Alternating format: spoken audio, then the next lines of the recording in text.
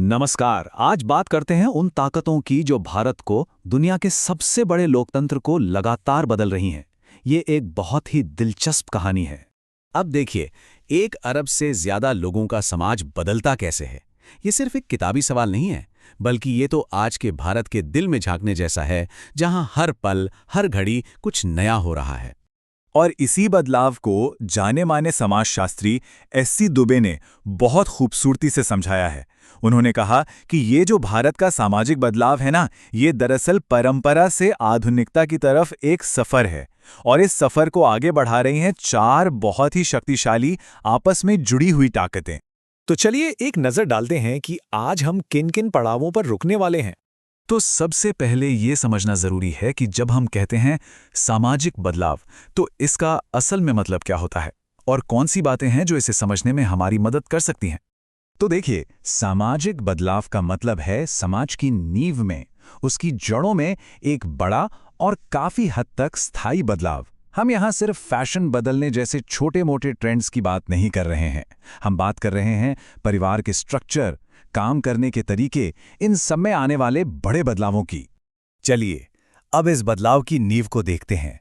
वो 2 बड़ी ताकतें जिन्होंने सही मायनों में भारत का चेहरा ही बदल दिया, और वो हैं औद्योगीकरण और शहरीकरण। सोचिए जरा, गांव की वो शांत जिंदगी छोड़कर लाखों करोड़ों लोग एक बेहतर कल की उम्मीद में शहरों की तरफ आए। यहाँ फैक्ट्रियां थीं, ऊंची ऊंची इमारतें थीं, एक बिल्कुल नए जीवन का सपना था। और हाँ, इस बदलाव के बहुत से अच्छे नतीजे भी निकले।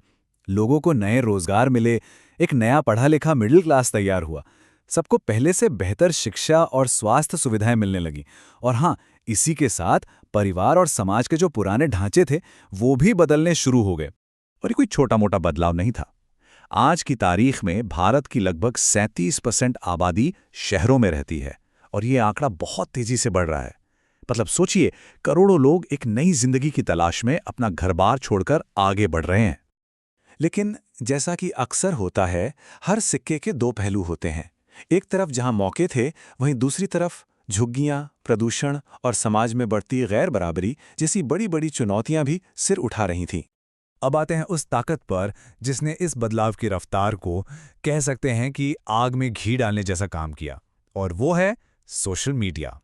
सोशियोलॉजिस्ट मैनुअल कस्टेल्स ने इसे नेटवर्क सोसाइटी का नाम दिया, मतलब एक ऐसा समाज जहां सब कुछ डिजिटल नेटवर्क पर टिका है। उनकी थ्योरी ये समझने में मदद करती है कि कैसे आज के दौर में कोई भी खबर या जानकारी बिजली की रफ्तार से फैल जाती है और लोग कैसे एक दूसरे से बिल्कुल नए तरीकों से जुड़ते हैं। और सोशल मीडिया, सच कहूं तो एक दोधारी तलवार जैसा है।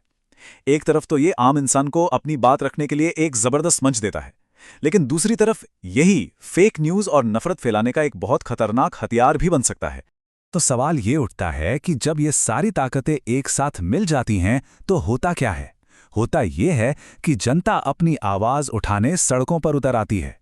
तो चलिए अब बात करते हैं जन आंदोलनों की ताकत की। भारत में सामाजिक आंदोलनों का इतिहास बहुत पुराना और शानदार रहा है। आप 19वीं सदी के समाज सुधारकों को देख लीजिए या फिर हाल के किसान आंदोलनों को। इन सब ने हमेशा उन जरूरी मुद्दों को सामने रखा जिन्हें अनदेखा किया जा रहा था। लेकिन फिर इस कहानी में एंट्री हुई सोशल मीडिया की, और उसके आने से तो जैसे पूरा खेल ही बदल गया। अब बस एक ट्वीट या एक फेसबुक पोस्ट से पूरे देश में एक आंदोलन की लहर दौड़ सकती है। अब चाहे वो #मीटू आंदोलन हो, जिसने बड़े बड़े ताकतवर लोगों को कटघरे में खड़ा कर दिया, या फिर CAA विरोधी प्रदर्शन हो या किसान आंदोलन, इन सब में हमने साफ देखा कि कैसे एक स्मार्टफोन और इंटरनेट ने आम लोगों को पहले से कहीं ज्यादा ताकतवर बना दिया है। तो इन सब बातों के बाद इन सभी ताकतवर और कभी-कभी एक दूसरे से टकराती ताकतों को देखकर हम क्या नतीजा निकाल सकते हैं? जैसा कि हमने अब तक देखा, बदलाव लाने वाली हर ताकत के 2 पहलू हैं, अच्छा भी और बुरा भी। औद्योगीकरण से रोजगार तो आया, लेकिन साथ में प्रदूषण भी लाया। सोशल मीडिया ने जागरूकता तो फैलाई, लेकिन फेक न्यूज़ का खतरा भी बढ़ा दिया। तो ये एक बहुत ही नाजुक संतुलन है। और यहीं हम वापस एस.सी. दुबे की बात पर आते हैं, और उस सबसे बड़े सवाल पर कि परंपरा और आधुनिकता के बीच यह संतुलन आखिर बनेगा कैसे। भारत अपनी पुरानी जड़ों को पूरी तरह से उखाड़ नहीं रहा है, बल्कि वो नए को पुराने के साथ मिला के आगे बढ़ने की एक अनोखी कोशिश कर रहा है। तो आखिर में सवाल ये नहीं है कि भारत बदलेगा या नहीं, वो तो तय है, बदलाव तो होकर रहेगा। असली और सबसे बड़ा सवाल यह है कि इस बदलाव की दिशा क्या होगी।